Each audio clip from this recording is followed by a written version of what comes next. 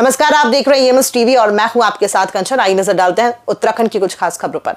Dehradun police lines में आयोजित राष्ट्रीय विधि दिवस कार्यक्रम में मुख्यमंत्री पुष्कर सिंह धामी ने कहा कि केंद्र सरकार की प्रेरणा से पूरे देश में संविधान दिवस को एक पर्व की तरह मनाया जा रहा है। उन्होंने बताया कि देश और राज्य में पुराने और गैर जरूरी कानूनों को समाप्त कर त्वरित व सरल न्याय प्रणाली की दिशा में काम किया जा रहा है। सीएम ने कहा कि उत्तराखंड में समान नागरिक संहिता, नकल विरोधी कानून, धर्मांतरण रोकने का कानून, दंगा रोकने का कानून और शिक्षा विभाग में हुए हालिया संशोधन जैसे कदम इसी प्रयास का हिस्सा है। उनका कहना था कि सरकार का उद्देश्य समाज के अंतिम व्यक्ति तक न्याय पहुंचाना और लोगों के विकास को मजबूत रखना है। लोकतंत्रात्मक गणराज्य बनाने के लिए तथा उसके मैं सबसे पहले तो आज संविधान दिवस और विधि दिवस की सबको बधाई देता हूं, शुभकामनाएं देता हूं। हमारे प्रधानमंत्री जी के नेतृत्व में भारत के संविधान के प्रति और सम्मान का भाव लोगों का हो, इसलिए उनके प्रधानमंत्री बनने के बाद पूरे देश के अंदर इसको एक पर्व के रूप में मनाया जा रहा है। और देश में जो ऐसे कानून जो गैर जरूरी थे, जिन पर कहीं न कहीं अंग्रेजियत दिखाई देती थी या उसका प्रभाव होता था, उन सभी को समाप्त किया गया है। लोगों को त्वरित रूप से न्याय मिले, आसानी से न्याय मिले, उसके लिए न्याय व्यवस्था को और मजबूत करने का काम किया जा रहा है। उत्तराखंड राज्य में भी हमने अनेक कानून यहाँ पर बनाए हैं, चाहे वो समान नागरिक संहिता का कानून हो, नकल का कानून हो, धर्मांतरण रोकने का कानून हो, दंगा रोकने का कानून हो, या अभी शिक्षा में लाया गया संशोधन जिसमें मदरसा बोर्ड समाप्त करना हो, या राज्य की डेमोग्राफी सांस्कृतिक मूल्यों को फिर से स्थापित करना हो, उसकी जो राज्य के अस्तित्व के साथ छेड़छाड़ हो रही थी उस पर पूरी तरह से रोक लगाना हो। हम राज्य के अंदर भी प्रधानमंत्री जी की प्रेरणा से इन सब कामों को आगे बढ़ा रहे हैं। इसके पीछे उद्देश्य है हमारा कि समाज के अंतिम छोर में पहुंचे हुए व्यक्ति तक न्याय पहुंचे। उत्तराखंड कैबिनेट की आज महत्वपूर्ण बैठक हुई जिसमें 10 प्रस्ताव रखे गए, जिसमें से शिक्षा विभाग के 3 प्रस्तावों को वापस किया गया। कैबिनेट की शुरुआत उत्तराखंड के शेष प्रस्तावों पर कैबिनेट की मोहर लगी है। इसमें मुख्य तौर पर मानव वन्य जीव संघर्ष में हुई मानव क्षति में मुआवजे की राशि को 10 लाख कर दिया गया। इससे पूर्व ये राशि 6 लाख थी। इसके साथ ही हाल ही में केंद्र के द्वारा श्रम कानूनों के लिए गए संशोधन को अब प्रदेश में लागू किया जाएगा, जिसके तहत अब महिला कर्मियों की लिखित मंजूरी पर उनको रात की ड्यूटी 9 से 5 दी जा सकती है। राज्य की दुकानों एवं स्थापनों में महिला कर्मकारों को रात्रिपाली रात्रि 9 बजे से प्रातः 6 बजे तक कार्य करने की सशर्त छूट प्रदान की गई है। इसमें महिला कर्मकारों की सुरक्षा का पर्याप्त प्रावधान किया गया है। इस प्रावधान से महिला कर्मकारों को कार्य करने का अधिक अवसर प्राप्त होंगे। रात्रिपाली महिला कर्मकारों को कार्य में तभी लिया जा सकता है जब उनके द्वारा इस संबंध में पूर्व हुई लिखित सहमति प्राप्त कर ली जाए। इससे महिला कर्मकारों को एक लैंगिक समानता का व्यवस्था प्रभावी होगी। तो ये जो सहमति वाला है जो प्रस्ताव था, इस पर भी माननीय मंत्रिमंडल की जो सहमति होती है। मुख्यमंत्री पुष्कर सिंह धामी की मंशा के अनुसार हरिद्वार को मॉडल जनपद बनाने की कवायद तेज हो गई है। जिलाधिकारी मयूर दीक्षित ने रुड़की में शहर की स्वच्छता, यातायात और स्वास्थ्य सेवाओं का निरीक्षण किया।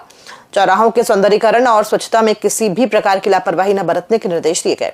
उन्होंने कहा कि हर श्रद्धालु को सहज सेवाएं मिलेंगी। इसके अलावा डीएम ने सरकारी अस्पताल का निरीक्षण कर एम्बुलेंस सेवा और इमरजेंसी वार्ड की समीक्षा की और संचालन में सुधार के लिए आवश्यक निर्देश दिए। देखिए, अभी माननीय मुख्यमंत्री जी द्वारा निर्देश दिए गए कि हरिद्वार जनपद को एक मॉडल जनपद बनाया जाए स्वच्छता को लेकर। तो उसी क्रम में सभी डिपार्टमेंटल ऑफिसर्स के साथ हम काम कर रहे हैं और इसमें हरिद्वार हो, रुड़की हो, हमारा जो बॉर्डरिंग जितने भी हमारे टाउन्स हैं, जितने हमारे एंट्री पॉइंट्स हैं डिस्ट्रिक्ट के, सभी जगह हम सौंदर्यीकरण का, साफ सुथरा शहर हो उस तरह के हम निरीक्षण कर रहे हैं। टॉयलेट्स हमारे सारे साफ हो, सार्वजनिक हमारे चौराहों को लेकर भी अभी चर्चा की गई। जितने हमारे चौराहे हैं उनका भी ब्यूटिफिकेशन का कार्य नगर निगम के माध्यम से या HRD के माध्यम से, यानी जो भी इसको टेकअप करेंगे उनको कराया जाएगा। इसके अतिरिक्त इमरजेंसी वार्ड को और बेहतर करने के लिए बताया गया है। साथ ही हॉस्पिटल और उसके आसपास कुछ झाड़ियाँ वाड़ियाँ थी, कुछ साफ सफाई अतिक्रमण की भी प्रॉब्लम बताएगी, उसको भी ठीक करने के लिए डायरेक्शन दिए गए। सांसद आदर्श ग्राम योजना और मंत्रियों द्वारा गोद दिए गए गांवों का विकास कई जगह सिर्फ कागज पर ही रह गया है। सड़क, पानी, स्वास्थ्य और शिक्षा जैसी बुनियादी सुविधाएं आज भी कई गांवों में लापता हैं। कांग्रेस अब इन गांवों में जाकर वास्तविक हालात जनता के सामने लाने की तैयारी में है। रुद्रप्रयाग का देवली भानी ग्राम इसका प्रमुख उदाहरण है, जैसे सांसद ग्राम घोषित किया गया था लेकिन विकास धरातल पर नहीं दिखा। बीजेपी ने कांग्रेस को चेतावनी दी है कि पहले अपने 19 विधानसभा क्षेत्रों की स्थिति देखें ताकि 2027 में आंकड़े प्रभावित ना हो।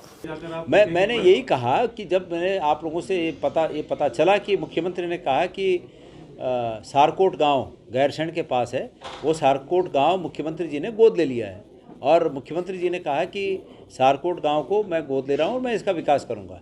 तो माननीय मुख्यमंत्री जी, आप पर तो उत्तराखंड के पूरे गाँव को विकास करने का भार है और चूँकि ठीक है आपने सारकोट भी लिया, इसका भी स्वागत है, लेकिन सारकोट में भी मैं आप जाकर देखूँगा कि मुख्यमंत्री जी ने इस गांव को कब गोद लिया था और अब तक उस गांव में क्या क्या हुआ। लेकिन उसके पहले मैं मुख्यमंत्री जी से पूछना चाहता हूं कि पिछले 10 सालों से आपके सांसदों ने जो गांव गोद लिए थे, उन गांव की स्थिति क्या है?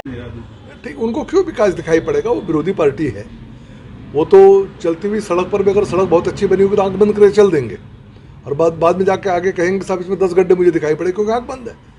तो उनको तो बोलना है, तो उनका बोलने का कोई बहुत ज़्यादा अर्थ नहीं रहता है। हाँ, उनको अगर जाना हो और जगह जगह जाके अगर अपनी बात कहना चाहते तो कौन रोक लेगा? जाना चाहिए। प्रदेश के अध्यक्ष हैं, उनको भी कुछ न कुछ कोई आधार ढूंढना पड़ेगा जिसके आधार पर आगे चुनाव में जा सकते हैं। 2013 की आपदा के बाद ग्राम पंचायत दिवली भणी ग्राम को तत्कालीन सांसद भुवनचंद खंडूड़ी जी के द्वारा गोद लिया गया था। गोद अपने आप में एक तौहीन भरा शब्द है, लेकिन गांव वालों में बड़ी खुशी का माहौल था कि हमारे गांव का विकास होगा, क्योंकि सांसद जी ने गोद ले लिया था।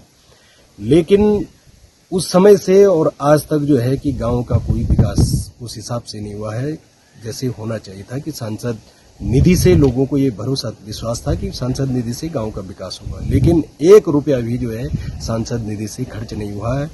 बदले में इस रोड की स्थिति ऐसी है कि जिले में मैं समझता हूँ कि शायद ही किसी गांव की रोड की ऐसी स्थिति होगी। बड़े बड़े खड्डे हो रखे हैं, बड़े बड़े गड्ढे हो रखे हैं, लेकिन आज भी रोड के जो है कि बदतर हालत हो रखे हैं। जम्मू कश्मीर में शहीद हुए अग्निवीर दीपक के अंतिम संस्कार में लोहाघाट के विधायक खुशहाल सिंह अधिकारी और पुलिस के एक दरोगा के बीच जोरदार बहस हो गई, जिसका वीडियो अब सोशल मीडिया में वायरल हो रहा है। वायरल वीडियो में विधायक खुशहाल सिंह अधिकारी दरोगा को अपना नौकर बता रहे हैं और उससे कह रहे हैं कि पहले तेरा काम हो जाएगा, ये काम बाद में होगा। इस नाजुक मौके पर विधायक अपनी मर्यादा भूलकर अपनी विधायक की हनक दरोगा पर दिखाते हुए नजर आ रहे हैं। इस दौरान उनका ब्लॉक प्रमुख बेटा भी अपनी हनक दिखाता हुआ दिख रहा है। वायरल वीडियो में लोग तरह तरह के कमेंट कर रहे हैं। लोगों ने कहा कि कांग्रेस विधायक खुशहाल सिंह अधिकारी ने शहीद सैनिक दीपक सिंह बोहरा के अंतिम संस्कार के समय पुलिसकर्मी से अभद्रता कर गमगीन माहौल में दहशत को फीका करने का प्रयास किया। सत्ता की हनक में विधायक मौके पर ही नजाकत को भी भूल गए और असभ्य गालियां बकने लगे। बड़ी बड़ी देर में है ना। अरे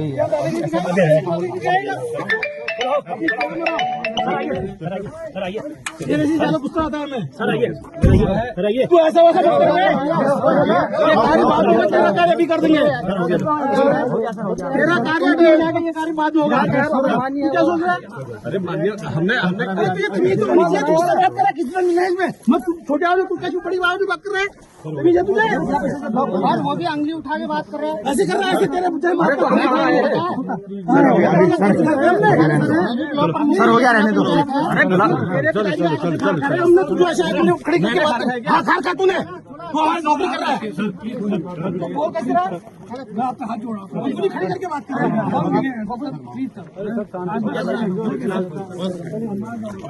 किसी का कॉलेज होगी देखिए।